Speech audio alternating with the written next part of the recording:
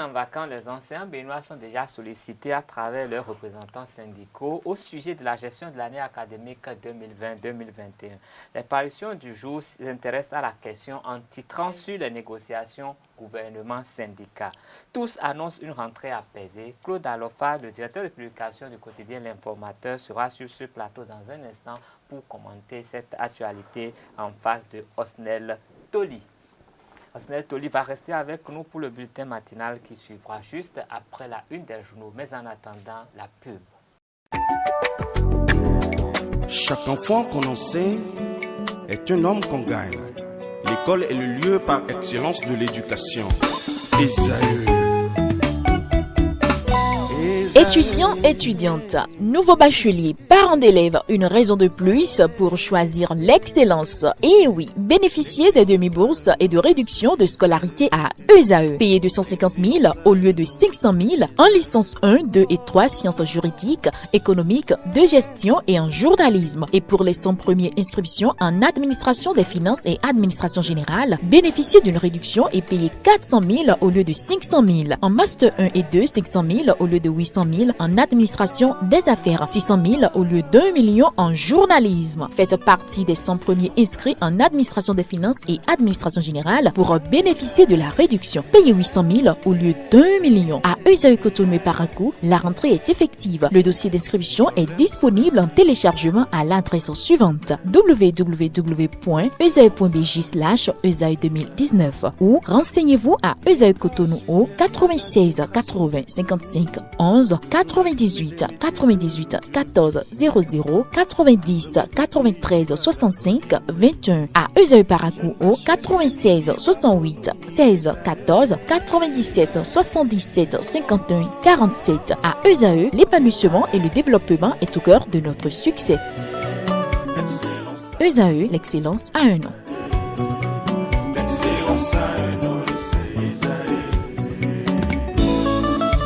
La rumba, c'est la musique des sages. Et Esaü, c'est l'école des sages. Amis internautes, mesdames et messieurs fidèles à Esaü TV, bonjour. Bienvenue à la une des journaux de ce 14 septembre 2020 sur Esaü TV. Démarrons par l'informateur du jour qui titre en manchette « Année académique 2020-2021 dans les universités publiques, Talon débloque 147 millions pour les cours en ligne ». L'article est à lire à la page 2 de cette parution. Dans le ventre, nous pouvons découvrir exportation vers les pays de la CEDEAO. Le Bénin enregistre une hausse de 13,7%. Année scolaire 2020-2021, entente entre le gouvernement et les syndicats à lire à la page 3. Financement des partis politiques, le pouvoir joint l'acte à la parole. Et puis, à l'oreille droite, nous pouvons découvrir le journal L'école des étudiants en journalisme de l'École supérieure d'administration d'économie, de journalisme et des métiers de l'audiovisuel ESAE qui titre « Agriculture au Bénin, le maraîchage ne ment pas à ses produits » à découvrir de la page 5 à la page 8. Passons au matin libre de ce jour. Parti BR, l'organisation des femmes républicaines naît. Polémique du parrainage, les inquiétudes de Saka Salé. Refus aux femmes au foyer d'être employées, une pratique à la peau dure. Championnat de France aux 800 mètres, victorieuse, Noélie Yarigo empoche l'or. Négociation gouvernement-syndicat, la rentrée scolaire principale, point à la première journée. La Nation titre. Réforme dans le secteur de la santé, l'Ordre national des médecins salue les avancées notées. Électrification rurale, 4 nouvelles localités de l'OME électrifiées. Négociation gouvernement syndical, les préalables pour une rentrée 2020-2021 apaisée. Promotion des petites et moyennes entreprises, la lumière sur les actions en faveur du secteur. 5 minutes de ce 14 septembre, titre Opposition béninoise, la grande cacophonie. Phase active des nouvelles conditions de passage en seconde, plus de redoublement dans les classes de CI, CE1 et CM1. L'événement précis, titre Création de l'OFR, les femmes républicaines résolument engagées derrière Patrice Talon. Paul Humpé revigore les militants et élus FCBE au sud du Bénin. Mairie de Dabomey-Calavi, le deuxième collectif budgétaire plébiscité. syndicat national des conducteurs du Bénin gros porteur, le bureau de la session littorale installé. L'économiste de ce jour titre AG constitutive et installation du conseil d'administration, l'UE et l'AFD soutiennent l'interprofessionnelle Carité Bénin. Transactions financières au Bénin, les opérateurs GSM plus rapides que les banques. Bourse de l'UEMOA, la BRVM ouvre en baisse. Organisation mondiale, le secteur privé africain appelle à ne pas ignorer la voix africaine. Le challenge de ce jour, vulgarisation des grandes réalisations du gouvernement Talon, la formation des coordonnateurs rapporteurs de l'AND lancée sous le parrainage du professeur André Zossou. Bilan des dernières municipales, Louis Flavonou et la coordination UP de l'OME rencontrent et rassurent les militants de Porto-Novo. 1,5 milliard de francs CFA pour chacune des formations politiques. Talon se conforme à une exigence contenue dans la charte des partis politiques, les conditions et les modalités de financement définies. Tournée de l'Union progressiste dans la commune d'Abomey-Calavi, le maire Angelo Arwandi nous présente les réalisations du gouvernement à Panrou et Zimbié. Noélie Yarigo remporte le championnat de France de 800 mètres. Le matinal de ce jour, pour mettre un thème à la une des journaux, naissant de l'organisation des femmes républicaines, le bloc républicain mise sur le leadership féminin, Alimatou Badarou, élue coordonnatrice nationale. Enlèvement de 2 agents du MESTFP dans la commune de Wessé, les otages libérés et un ravisseur arrêté. Accès au financement des entreprises agricoles, le PROCAD renforce les capacités des promoteurs agricoles. Année scolaire universitaire 2020-2021 apaisée, gouvernement et syndicats s'accordent sur les préalables. Ce sera tout pour la une des journaux parus ce 14 septembre 2020 sur l'ensemble du territoire national du Bénin. Et vous pouvez retrouver tous ces journaux en ligne et dans les kiosques au prix de 300 francs. Toli, bonjour. Bonjour à vous, Kales Kitome, amis internautes, bonjour et merci de suivre Esaü TV. Nous ouvrons ce bulletin matinal d'information par une brève. Par le décret 2020-362 du 22 juillet 2020 portant financement des partis politiques pour l'année 2020, l'État a mis en place pour le financement des partis politiques légalement constitués et remplissant les conditions pour en bénéficier la somme de 3 milliards de francs CFA. Selon le décret numéro 2020-362 du 22 juillet 2020 portant financement des partis politiques au Bénin, signé par le président Patrice Talon, la part des financements à recevoir au titre de l'année 2020 couvre les 2 derniers trimestres de l'année et s'élève à 1,5 milliard de francs CFA. La Commission électorale nationale autonome Sénat se chargera de la répartition de cette manne.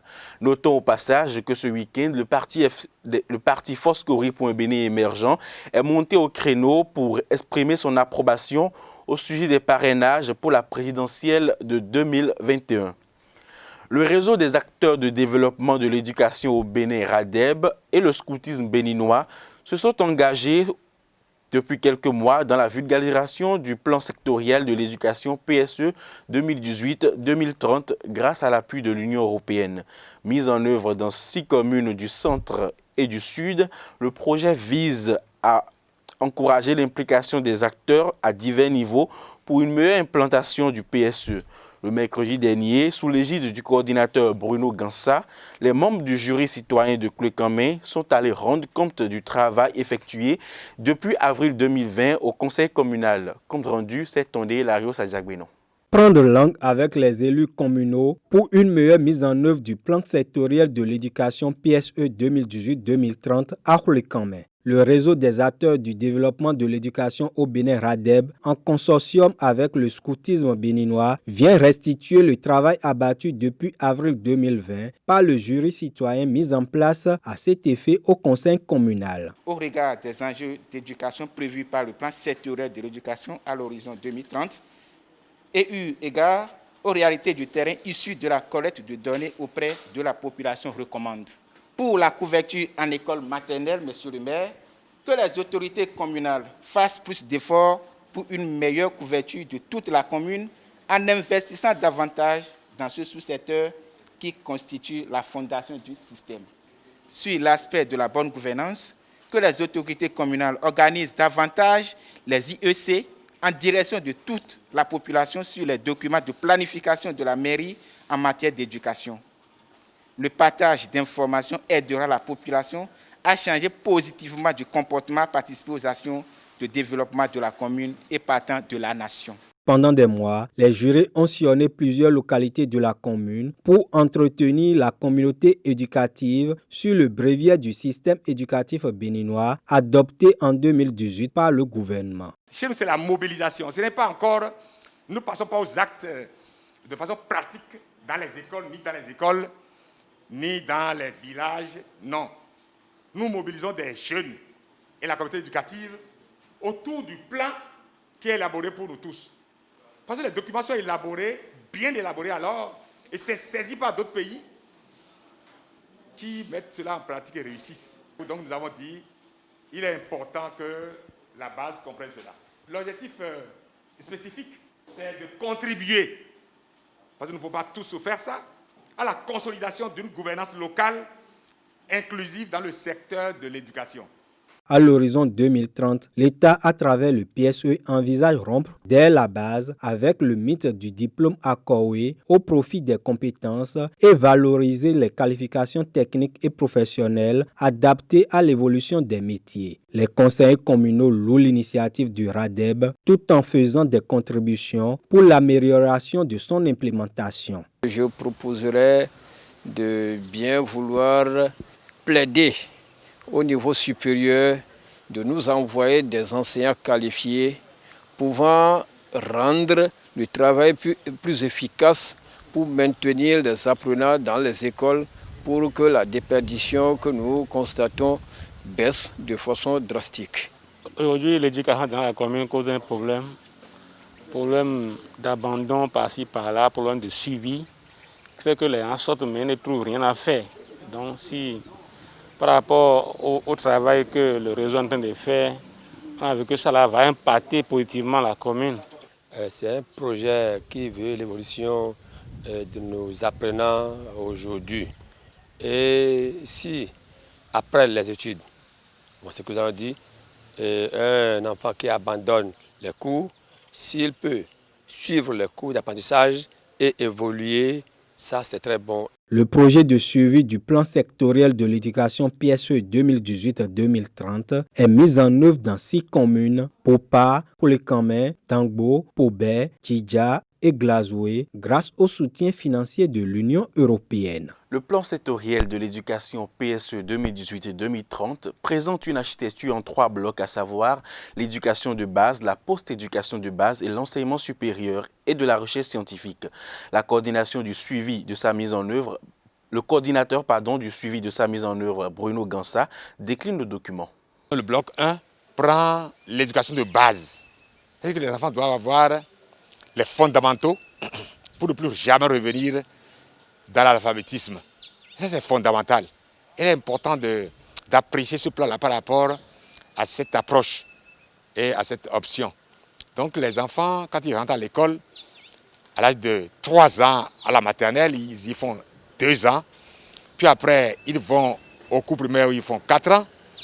Ils font 6 ans au cours primaire et ils vont jusqu'au niveau du collège. Premier cycle, ils font 4 ans. En tout, ils font 12 ans d'études. On a estimé qu'avec 12 ans d'études, ils pourraient avoir les fondamentaux pour ne plus être un illettré.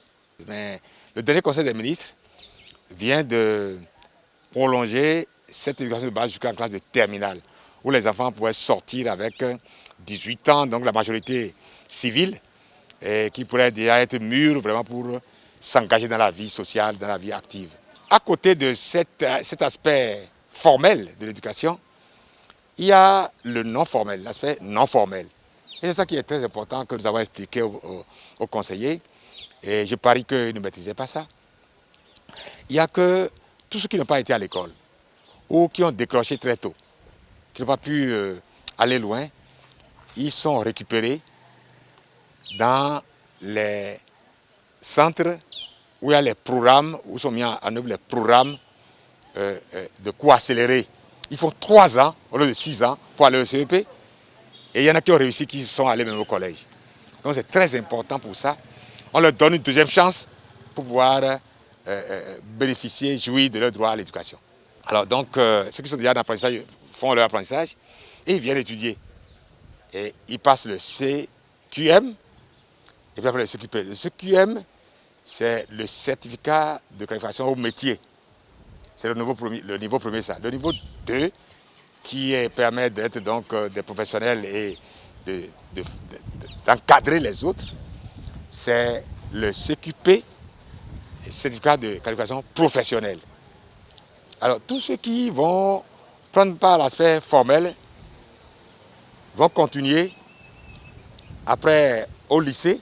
Donc, ils seront orientés. Il y a deux lycées, deux sortes de lycées. Lycée d'enseignement secondaire général et lycée d'enseignement technique ou professionnel. Alors, ce que l'État a dit et qui, moi, m'a beaucoup enchanté, c'est l'État est sorti des sentiers battus, c'est qu'on mettra à disposition des lycées pour 70% des enfants qui sortent de la troisième. Et de l'autre côté, le côté non formel, c'est que tous ceux qui n'ont jamais été à l'école, tous ceux qui vont passer par l'école formelle ou qui n'ont pas eu l'occasion de faire le programme de cours accéléré, ils sont pris dans un programme qu'on appelle alphabétisation éducation des adultes, développement des compétences ou renforcement des capacités. Ceux qui sont déjà en activité, qui sont déjà hommes de métier, femmes de métier, dans l'alphabétisation qui va se faire, donc ce n'est plus alphabétiser pour alphabétiser, c'est une alphabétisation fonctionnelle et sociale, ils pourront connaître beaucoup de choses par rapport à leur métier. Ils auront beaucoup plus d'ouverture pour leur métier. Et mieux, ils vont comprendre les droits et devoirs du citoyen, ils vont comprendre comment se comporter dans la société. Et nous pensons que cela va réduire certainement le manque d'hygiène, donc cela va réduire les maladies, cela va réduire l'insécurité, parce que les gens seraient à même de travailler et de supporter les enfants et d'aider les enfants à pouvoir réussir. Et ils travaillent bien, mais on gère mal peut-être ce qu'on récupère de son métier. Donc c'est sûr qu'ils vont améliorer aussi la production qu'ils font là, ils vont améliorer cela. Ils ont des techniques, des approches pour améliorer ce qu'ils font. Donc nous pensons que c'est un atout pour notre pays et on doit se saisir de cela. Et ça c'est donc le bloc 2 qui comprend les lycées et l'aspect non formel, éducation des adultes, alphabétisation, renforcement des capacités, tout ça. Le bloc 3 prend l'enseignement supérieur avec toutes ces filières. Voilà. Reçu sur Café Média Plus ce vendredi 11 septembre 2020, Léonce Gama est journaliste à Banuto, a partagé avec les hommes des médias son reportage portant sur les défis économiques et sécuritaires du village Tilawa dans la commune de Karimama. Suivez ce compte rendu que nous propose Latifat Kowenu et Jefté Rungé. Tilawa est un village béninois, mais déconnecté du Bénin et beaucoup plus connecté au Niger. Alors c'est le village qui se trouve, comme je l'ai dit, entre la rivière, le fleuve Niger, la rivière Mekru, le parc W. Donc, pour faire le commerce, la population traverse juste le fleuve Niger avec 100 francs, 200 à pirogue et puis ils sont de l'autre côté pour aller au marché parce que le village nigérien de l'autre côté a un marché. Alors, le Tilawa se trouve dans l'arrondissement de Monsey. Et Monsey, c'est le dernier arrondissement béninois. Pour quitter le centre de Monsey, donc Monsey, c'est comme je disais, Tilawa est dans l'arrondissement de Monsey. Donc, pour quitter l'arrondissement central, le centre de l'arrondissement pour le village qui est Tilawa, il n'existe pratiquement pas de voie. C'est une voie tortueuse avec des pierres, tantôt des bas-fonds, tantôt de la poussière. Et les populations nous ont dit, mais écoutez, si nous avons un malade, en lieu de place de le prendre de Tilawa et traverser toutes ces voies, emprunter cette voie tortueuse-là, mais on préfère, avec la pirogue 100 francs 200, traverser la rivière et aller de l'autre côté au Niger pour soigner nos malades.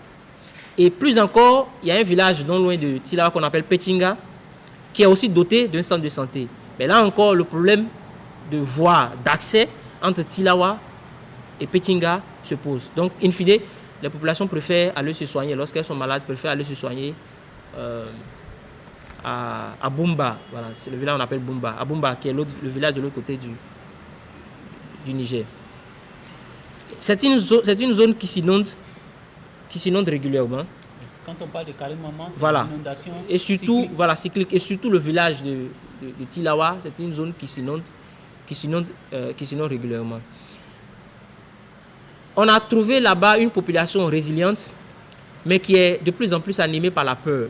Animée par la peur parce que si vous avez bonne mémoire, je crois que c'était en début 2020, il y avait cette information de la Lettre du continent, que la Lettre du continent avait fait passer, faisant état de ce que des djihadistes sont présents dans le parc W, donc dans le parc W. Et à l'époque, nous, on avait essayé de checker au niveau des sources sécuritaires béninoises, qu'il avait confirmé, mais je pense aussi que l'article de la Lettre du continent avait dit, mais en précisant que les djihadistes sont du côté burkinabé du parc. Parce qu'il faut le préciser, le parc W est une réserve transfrontalière partagée entre le Bénin, le Burkina et le Niger.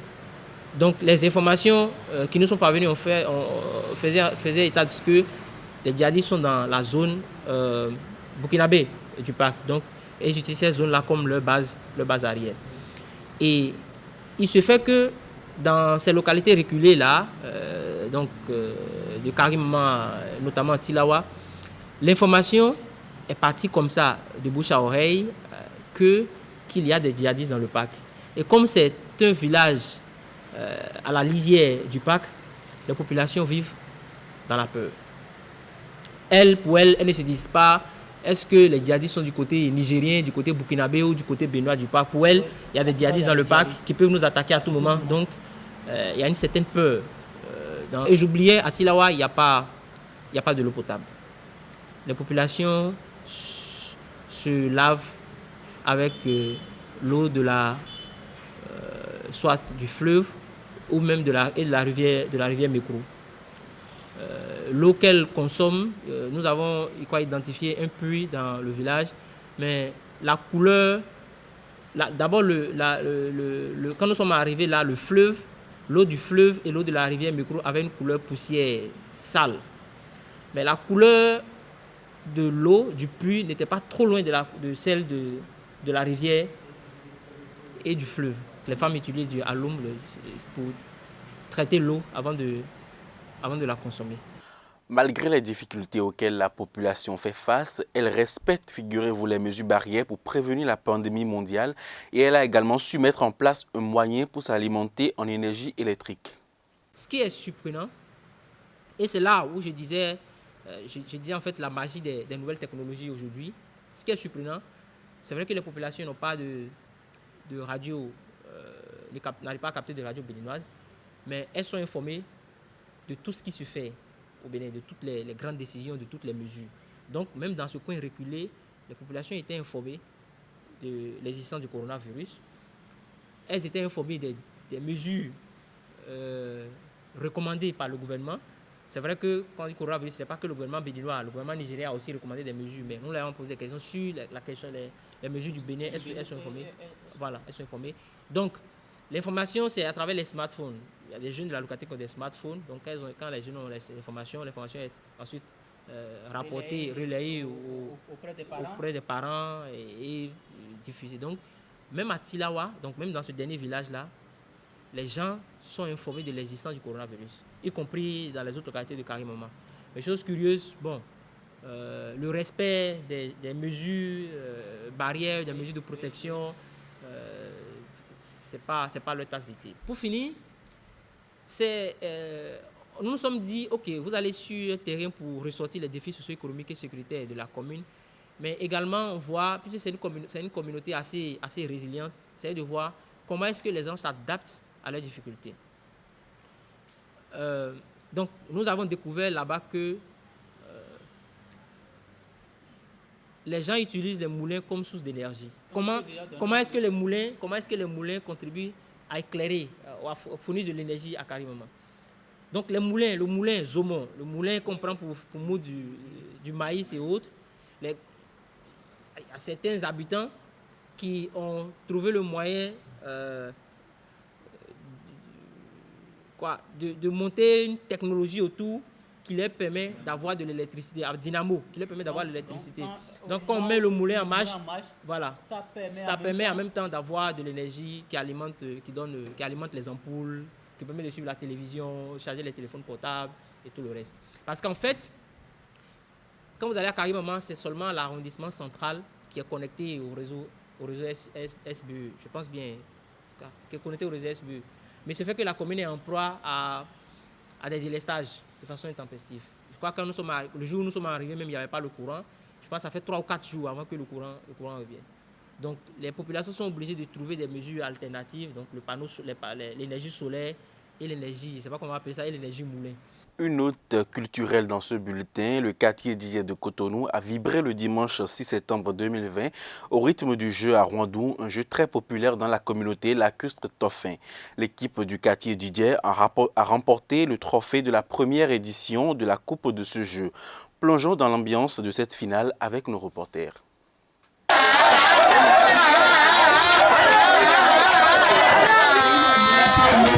L'équipe du quartier DJ vient de remporter la première édition du jeu à Rwandou, un jeu atypique de la communauté lacustre Tofin du Bénin qui s'apparente au jeu de Ludo.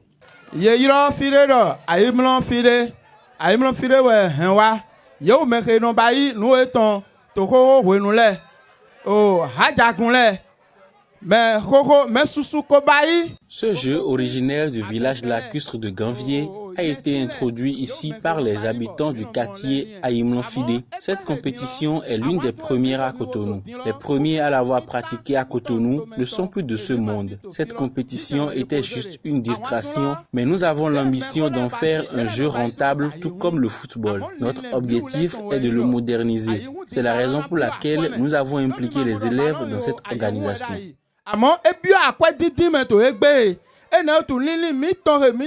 Poser coup pour le wéyindo mina bayi kakabo mina moderniser bon avant tout na ja kwediji e na ja kwediji e na tout de mina bayi helo mi ton we ho me ville dogo.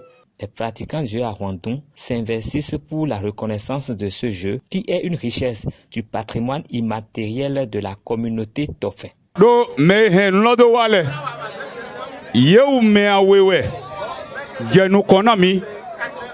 Le jeu à Rwandou a été introduit au quartier Aïmlanfidé depuis une quarantaine d'années par 2 devanciers qui nous ont laissé la main. Nous l'avons déjà présenté aux autorités compétentes, mais la démarche n'a pas encore abouti. Entre-temps, nous avions organisé des compétitions entre nous pour ne pas perdre la main. E ou kande bon mi to azon basi ko epo we ko ka mi to azon basi ko yeju alo eto na mi wa ne do mo na mi na baido mi na zekpla holule mi wa zekpla nu konto mi to laji chinanu me to nu kona mi lo e wa yi afodi de ko je nu kona mi we nde ya afodi de ko je nu kona mi nlo ma so yan basi na mi ba bon mi wo vie ton le mi wa nledo mi de na mi na basi bodo ze nlodo aga mi wa cha mi de lekple bo basi kupu mi ton so le baido to egbe mi lo su basi na mi de le bo zedo te na mi de le. Les organisateurs ont promis s'investir jusqu'à ce que ce jeu soit reconnu à l'échelle nationale. La finale d'une compétition de Rwandou qui mobilise autant de monde. Ce jeu, comment se joue-t-il? Avec combien de joueurs? Des pratiquants nous édifient dans cet extrait d'entretien réalisé par nos reporters avec Cephas Rongwedi. C'est un jeu qui est pratiqué par nos ancêtres. Et en français, nous pouvons aussi l'appeler le jeu des coris. Je sais pas, on peut aussi un peu le comparer au jeu de Ludo par exemple. Donc pour ces coris, quand on lance et que tous les coris se renferment, on appelle ça communément dans notre jargon poto. Donc si quelqu'un joue au poto en question, donc celui qui est en charge de déplacer les pions, lui, il saura comment faire. Donc si tu as 2 pions sur la ligne et que la personne joue poto, il peut déjà gagner les 2 pions. C'est possible. Et quand tous les coris sont ouverts, on appelle ça dans notre jargon ogo. Donc le ogo en question, ça se déplace. Si tu as au moins 8 pions sur le tableau, ça peut arriver, il va tout ramasser. Donc c'est comme ça, c'est en fonction de ce que l'autre joue qu'on déplace les pions sur le tableau. Donc, si il y a un seul carré qui est ouvert et que tous les autres sont fermés, on parle de Siki. Ainsi de suite, quoi. Donc, quand c'est 2 qui est fermé, on parle de Anna. Anna, ça se déplace sur 4 tableaux et sur 4 carreaux. Sur 4 carreaux. Et le quator dont j'ai parlé tout à l'heure, c'est sur 11 carreaux. Donc, si tu as tes pions placés sur les 11 carreaux en question, il peut arriver qu'on va gagner tous ces pions-là. Donc, c'est un peu comment ça se passe. Il y a plusieurs règles. Parce que d'abord, quand tu veux lancer les coris, il faut que tu soulèves bien tes mains. Tu lances ça un peu haut, quoi. Donc, c'est un peu ça. Quand tu veux aussi prendre les pions à main pour lancer, il ne faudrait pas que tu tiennes ta main totalement derrière. Il faut que tu restes sur l'aile du jeu pour pouvoir ramasser les pions et lancer. Et aussi, quand on veut déplacer les pions, on tient compte de ce que l'autre a joué. Il ne faudrait pas qu'on vole ça, qu'on vole le carreau. Parce que c'est le nombre de trucs là, c'est ce que l'autre a joué que toi tu veux déplacer. Donc, quand tu fais erreur dans tout cela, l'arbitre peut toutefois te sanctionner. Au niveau des déplacements, il y a 3 personnes qui sont en charge de déplacer les pions. Donc, il y a 2 personnes qui ont le droit de mettre leurs mains sur le tableau. Mais le 3e, lui, il n'a pas ce droit. Il peut parler de la bouche à l'oreille des autres. Donc, il n'a pas le droit. S'il met sa main sur le tableau, il est sanctionné. Il y a 2 équipes. 2 équipes composées de plusieurs personnes. Il y a une équipe du Sud et une équipe du Nord sur le même tableau. On le définit par rapport au tableau qui est au milieu. Donc, quand il y a un match qu'on veut jouer, on sélectionne généralement c'est 5 personnes qui restent dans une... il y a 5 joueurs et 3 personnes qui sont en charge de déplacer les pions. Donc, ça fait au total 8 joueurs par équipe. Le Nord Rwandoum, c'est en fonction des instruments qui sont en charge de ce jeu que nous ayons donné ce nom à Rwandoum. Parce que c'est un peu comme le Fa, par exemple. Parce que le Kori, on se sert de cela pour connaître les signes de Fa. Donc, c'est en déduisant de cela, comme c'est un jeu, il vient faire un jeu qui dans l'avenir peut être développé. Donc, c'est pourquoi les signes en question, c'est ça qu'on appelle Doum. C'est les signes qu'on appelle Doum dans le Fa. Donc, le tableau qui est représenté, qui est devant, et il y a les pions qu'on va faire qu'on doit déplacer. C'est à cause de cela qu'il y a des gens qui sont là et ils sont en charge de déplacer cela.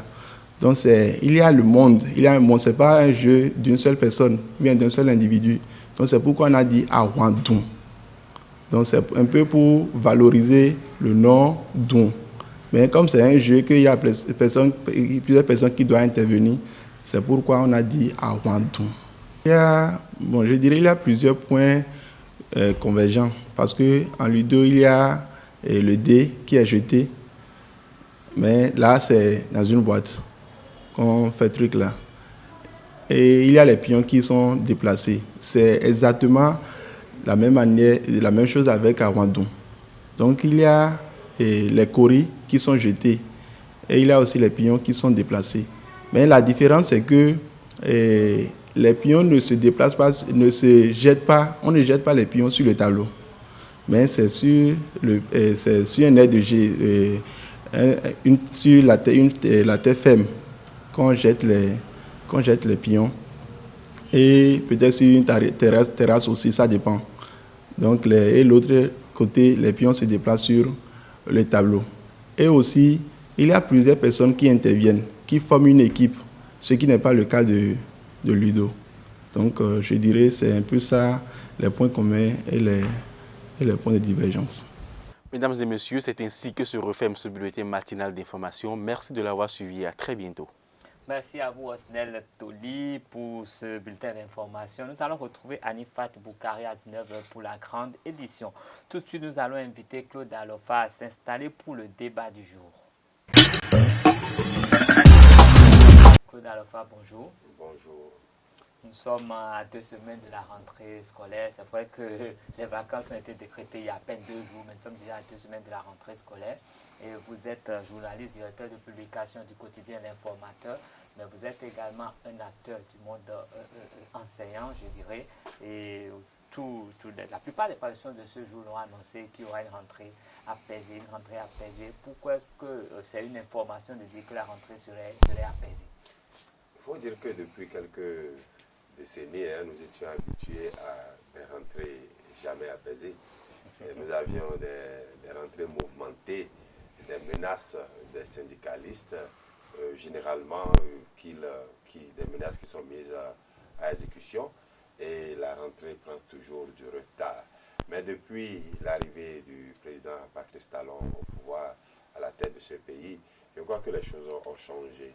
Et peut-être on n'est pas encore entré dans ces habitudes-là. Ça fait, je crois, la 4e année déjà, ou la 3e rentrée.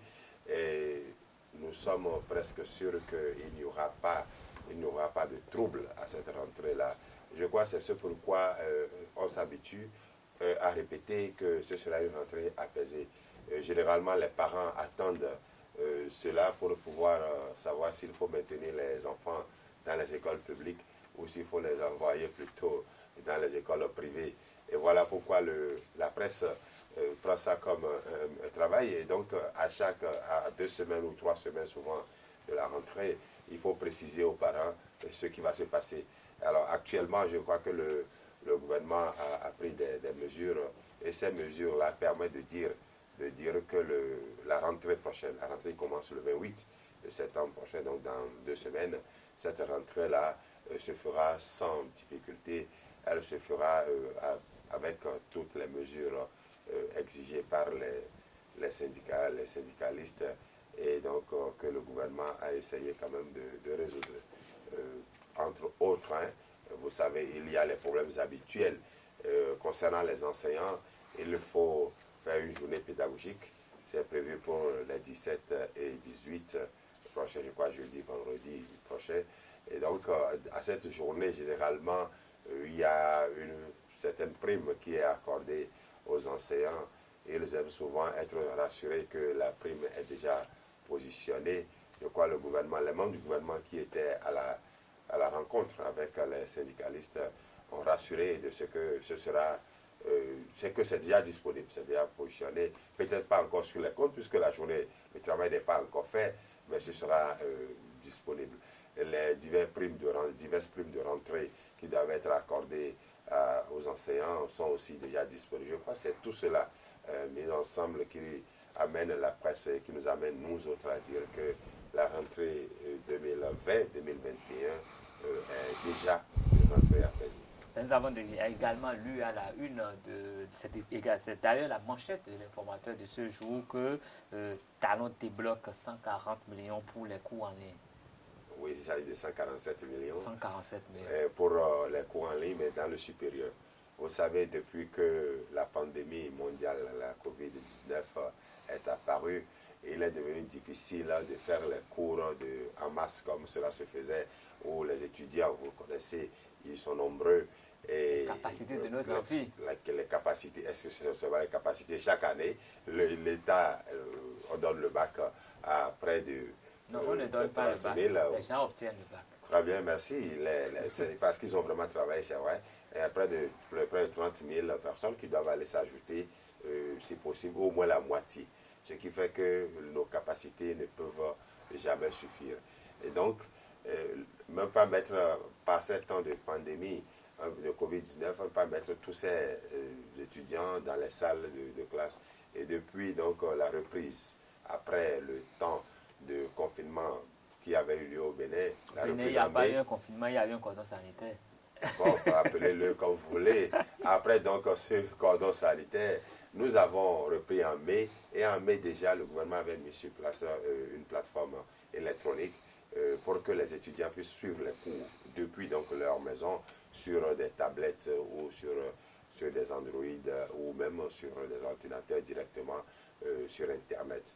Et donc, c'est pour arranger la maintenance de cette plateforme et acquérir de nouveau du matériel nouveau pour donc renforcer cette plateforme. C'est pour cela que le gouvernement a pris la décision de débloquer 147 millions. Faut dire que c'était nécessaire parce qu'on a vu, hein, lorsque ça a commencé, c'était un peu coûteux pour les étudiants. Je crois le gouvernement avait donc revu tout cela et beaucoup, à un moment donné, ils avaient accès à ces cours-là gratuitement avec les négociations qui ont été faites avec les réseaux, les réseaux qui fournissent donc les réseaux de GSM.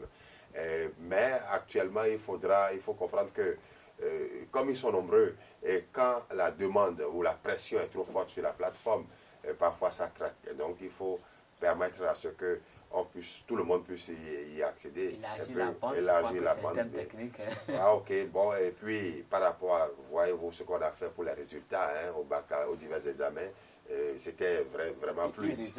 Oui, c'était vraiment fluide. Donc c'est la même chose que le gouvernement est en train de prévoir pour que les étudiants puissent accéder aux cours, suivre les cours en ligne, mais aussi avoir la possibilité de revenir suivre ou copier les cours qui ont déjà été faits la veille. Et cela demande de l'argent. Et je crois que c'est dans ce cadre que le gouvernement a débloqué les 147 millions de francs CFA. Et ces 147 millions, c'est par rapport à la demande faite par les cadres techniques. Et je crois que la rentrée, non seulement sera apaisée, mais les étudiants ne se plaindront pas de quoi que ce soit lorsqu'il sera question de suivre les cours. Il suffira pour les parents d'offrir des Android à leurs enfants.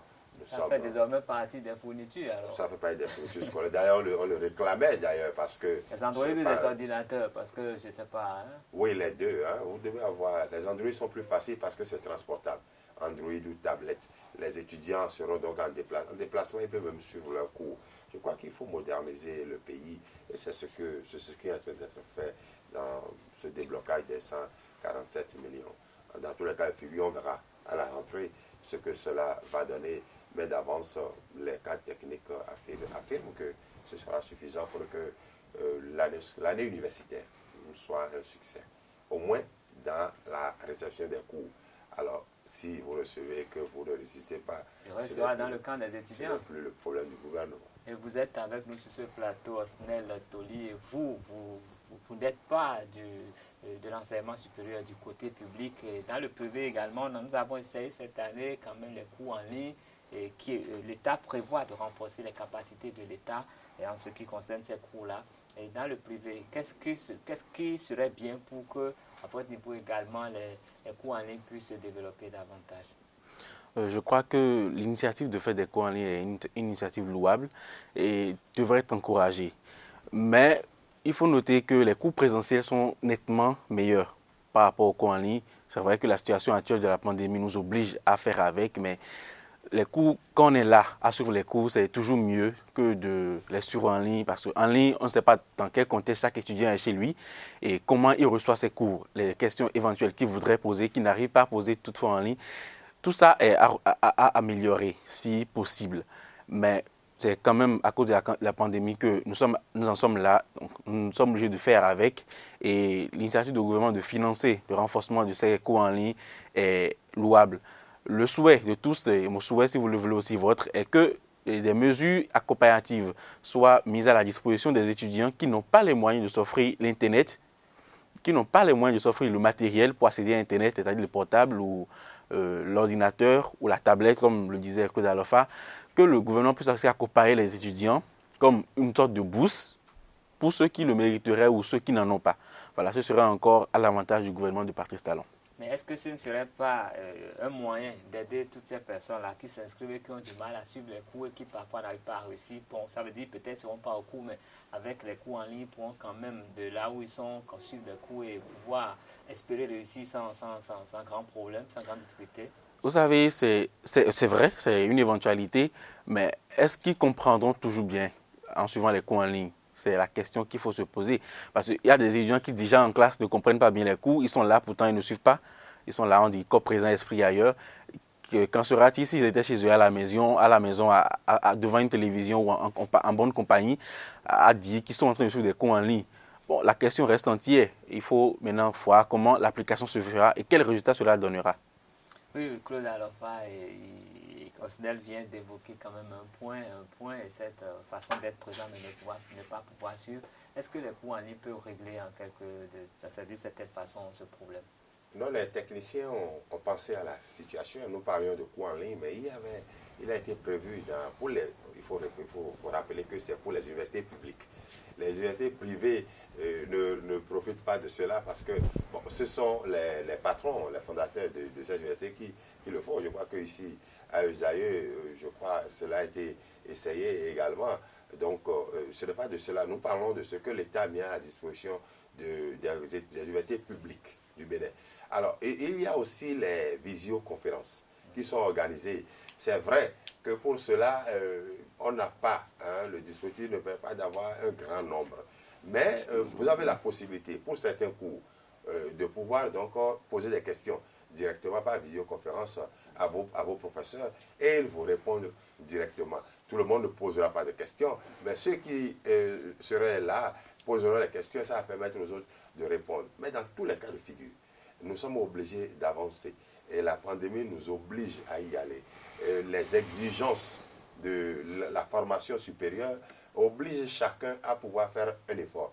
Lorsque vous avez le baccalauréat, vous savez que vous entrez dans une nouvelle manière d'apprendre et là-bas c'est la recherche. Et la recherche, elle est suivie, d'accord, mais elle est individuelle, elle est volontaire. Il faut que les élèves déjà, après, d'ailleurs au collège, on leur apprend déjà à aller faire de la recherche. Si vous avez pris le pli, s'il vous plaît, déjà au collège, c'est sûr qu'arrivé à l'université, vous aurez moins de difficultés. Dans tous les cas de figure, ce sera cela pour le moment. Et c'est bon de relever les problèmes pour que les étudiants, les nouveaux, sachent qu'ils entrent dans une nouvelle ère. Et par rapport à cela, il faut de nouveaux comportements. Je sais que ce serait un peu coûteux pour les parents. Anstel parlait tout à l'heure de la possibilité pour le gouvernement d'assister, d'accompagner, peut-être en réduisant, je le sais, les frais d'importation, les frais de douane sur peut-être les androïdes, parce que le Bénin n'en fabrique pas, alors pour permettre de les acheter moins cher. Tout cela, bon, ça ne fait pas des doléances, il faut les présenter au gouvernement.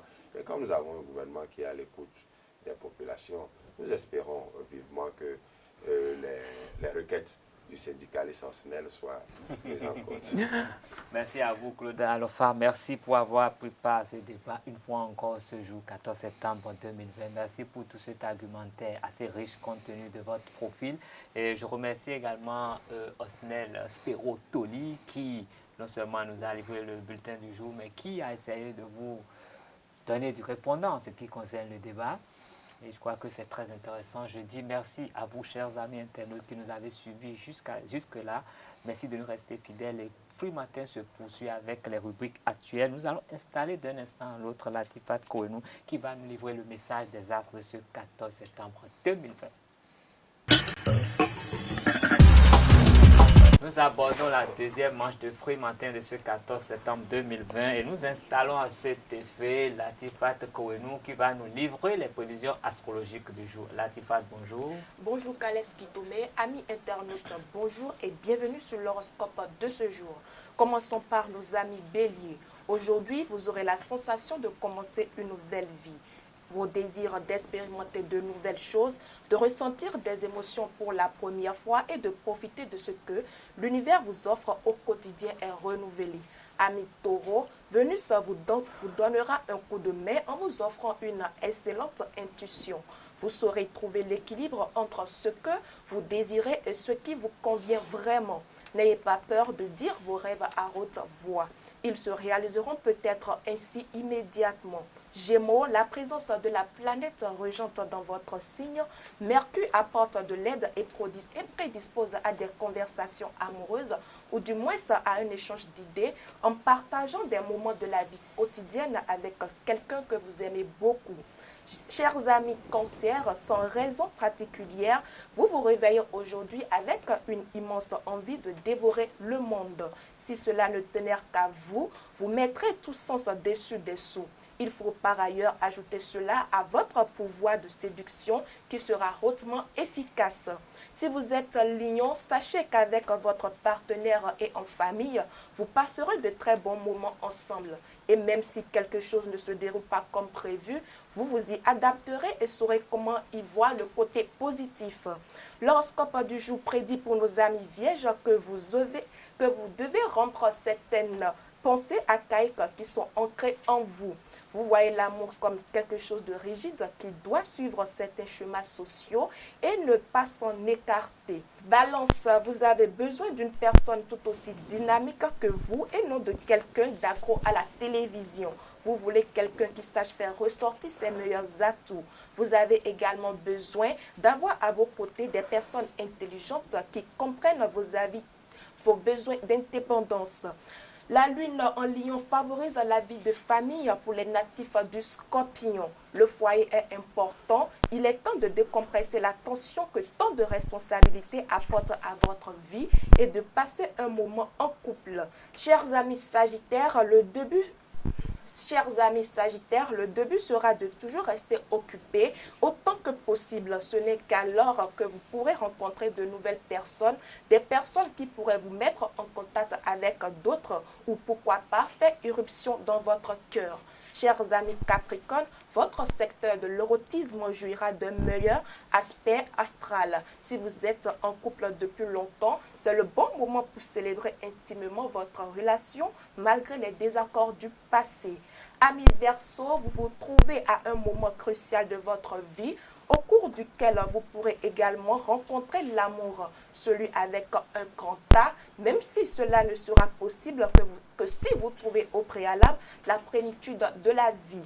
Chers amis Poissons, pour finir, vous déciderez de vous débarrasser de certaines personnes ou surtout des amitiés toxiques, même si c'est des amitiés, sont avec un parent proche. L'énergie de vos enfants semblera sans fin, mais votre patience arrivera quand même à bout. Chers amis internautes, nous sommes à la fin des prévisions astrologiques de ce lundi 14 septembre 2020. Merci pour votre attention et bon début de semaine à vous. Merci à vous, Latifat Kouenou. Vous avez dit tout à l'heure que les vierges vont rompre avec certaines habitudes archaïques. Vous connaissez quelqu'un du signe vierge? Non.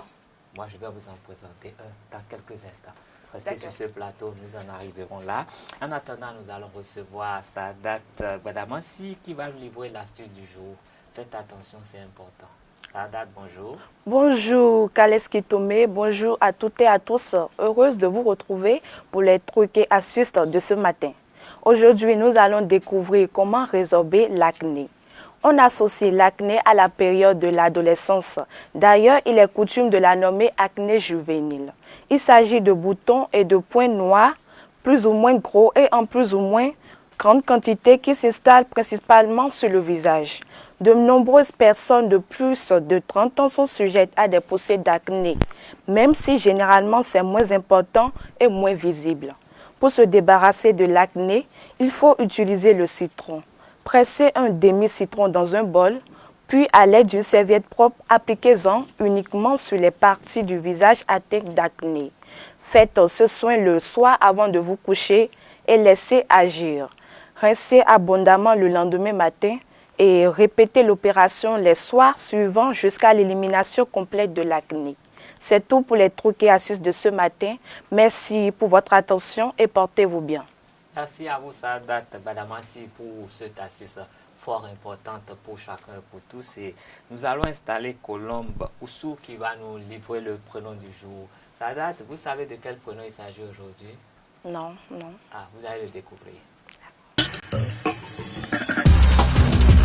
Ok, nous abordons la dernière ligne droite du Free Matin de ce 14 septembre 2020 et nous avons installé à cet effet Colombe Oussou. Colombe, bonjour. Bonjour à vous, Kaleski Tomé. Comment allez-vous? Très bien, vous. Je crois que vous allez répondre tout à l'heure à Sadat Badamassi qui ne connaissait pas le prénom de ce jour. De quel prénom s'agit-il?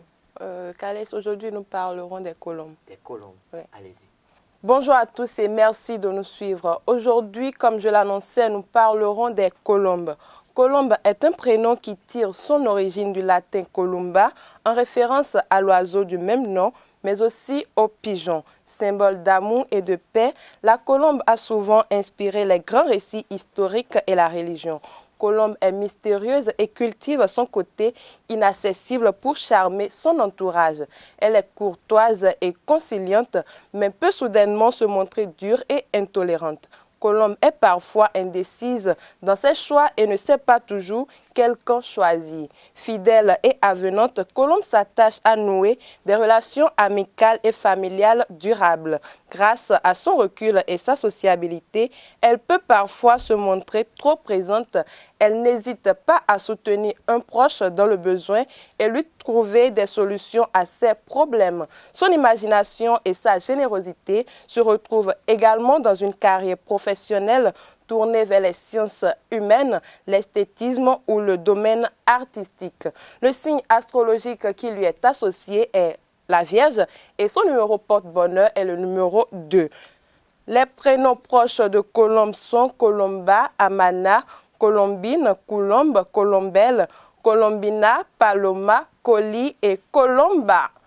Voilà, Carles, ce qu'on peut retenir sur les colombes aujourd'hui. J'ai retenu Colomba. Bon, ça a fait sourire plusieurs personnes dans ce studio. Et je crois que vous avez répondu également à Latifat Kouenou qui ne connaissait pas de vierge. Voilà, elle a une vierge en face d'elle. Et je vais inviter Sadat Badamasi à nous rejoindre sur ce plateau. Également Osnel Toli. Tous ceux qui sont dans ce studio.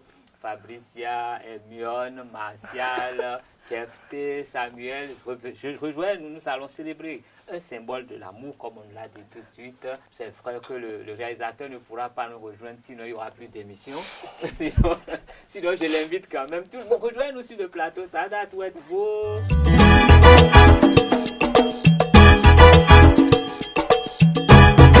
Eh bien, nous voilà réunis sur ce plateau pour célébrer, comme Colombe nous le disait tout à l'heure, un symbole de l'amour, un symbole d'amour qui s'appelle Colombe, qui est du signe Vierge. Je vais d'abord demander à Colombe, est-ce que vous vous reconnaissez dans tout ce que vous avez présenté tout à l'heure? Oui, je me reconnais parfaitement dedans. Ah bon? Oui. Donc c'est la parfaite Colombe que nous avons avec vous. Et aujourd'hui, ce fait que, au-delà de tout, vous êtes en train de souffler une bougie. Et nous ne savons quoi vous offrir, à part vous souhaiter un happy birthday avec la complicité de tous ceux qui sont sur ce plateau. Je ne suis pas le meilleur chanteur, je laisse Latifati aller. Bon, nous allons commencer en français et terminer par la note chinoise. Joyeux anniversaire, joyeux anniversaire. Joyeux anniversaire, Colomba. Joyeux anniversaire. Happy birthday to you. Happy birthday to you. Happy birthday to you, Paloma. Happy birthday to you.